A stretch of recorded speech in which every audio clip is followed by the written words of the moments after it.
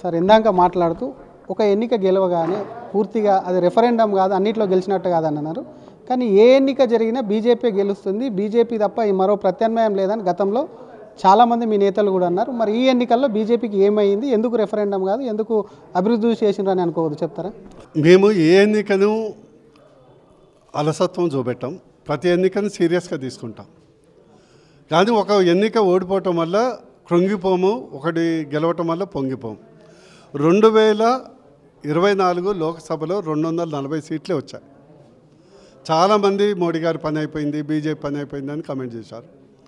తర్వాత జరిగినటువంటి అసెంబ్లీ ఎన్నికలు హర్యానా కానీ, మహారాష్ట్ర కానీ, ఢిల్లీ కానీ, మొన్న జరిగినటువంటి బీహార్లో అంతకంటే డబుల్గా పుంజుకున్నాం. ఎప్పుడూ హర్యానాలో సంకీర్ణ ప్రభుత్వం వచ్చేది, ఫస్ట్ టైం ఇండిపెండెంట్గా వచ్చాం. బీహార్లో అద్భుతంగా 80-90% స్ట్రైక్ రేట్, ఢిల్లీలో ఇండిపెండెంట్గా వచ్చాం, మహారాష్ట్రలో అద్భుతమైనటువంటి పర్ఫార్మెన్స్. అందుకే ఒక్కొక్క ఎలక్షన్ అనేది ఒక్కొక్క తీరుగుంటుంది. అది మాకు ఒక గుణపాఠం అవుతుంది. జరిగినటువంటి తప్పులు సమీక్షించుకుంటాం, సమిష్టిగా పోరాటం చేస్తాం. సమీక్షించుకోకముందు పార్టీలో నేతల మధ్య కొంత విభేదాలు వస్తున్నాయి. అభ్యర్థి విషయంలో కావచ్చు, ప్రకటన విషయంలో కావచ్చు, బాహాటంగా వచ్చి కొంతమంది ఎంపీలు కానీ మీ పార్టీ నేతలు కానీ మాట్లాడుతున్నారు. ఒక రాష్ట్ర ఉపాధ్యక్షులుగా మీరు ఏం చెప్తారు? ఎందుకంటే డమ్మీ అభ్యర్థి అని ఒకరు అంటున్నారు, ఆలస్యం అని ఇంకొక ఎంపీ మాట్లాడుతున్నారు, కంటెంట్ లేక ఇంటెంట్ లేక అనేది కొంతమంది మాట్లాడుతున్నారు. వీటన్నిటికీ సమాధానంగా మీరు ఏం చెప్పాలనుకుంటున్నారు? మీ ద్వారా నేను రిక్వెస్ట్ చేసేది ఏంటంటే, ఓటమి కానీ గెలుపు కానీ బీజేపీది సమిష్టి. ఓటమి సమిష్టి, గెలుపు ఒక ఇండివిజువల్ కాదు. ఏదైతే లోటుపాట్లు ఉంటే సమీక్షించుకుంటాం. ఒకటి మాత్రం నేను చెప్పగలను, బీజేపీ పాండవ సైన్యం లాంటిది. బలమైనటువంటి నాయకులు చాలామంది ఉన్నారు, ఫేస్ వాల్యూ ఉన్న నాయకులు ఉన్నారు. మనం సమిష్టిగా పోరాటం చేస్తే ఏ శక్తి తెలంగాణలో బీజేపీ అడ్డుకోలేదు. అందుకొరకు మన లక్ష్యం నెక్స్ట్ అసెంబ్లీలో బీజేపీ ప్రభుత్వం ఏర్పాటు చేయాలి. That is the only and sole and whole goal.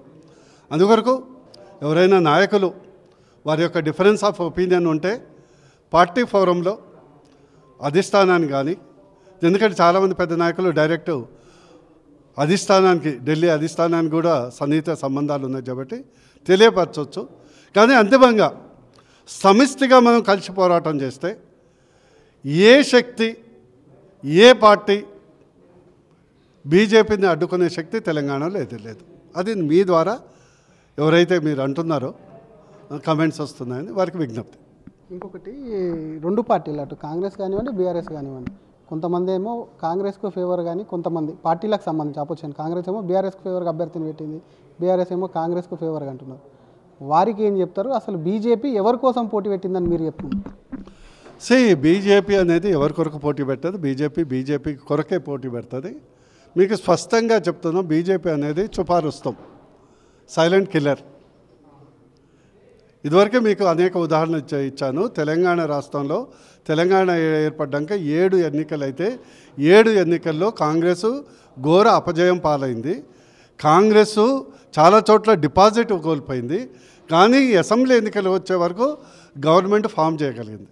అంటే అధికారం ఉన్నప్పుడు జనరల్గా బై ఎలక్షన్స్ ధనబలం, ఆర్థిక బలం, అంగబలం, అధికార బలం ఉంటుంది కాబట్టి గెలిచే అవకాశాలు ఉంటాయి.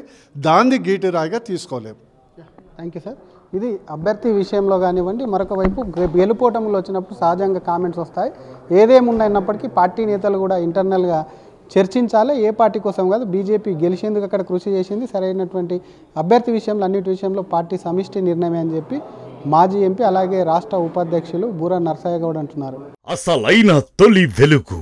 ఫాలో వాట్సాప్ @తొలి వెలుగు official.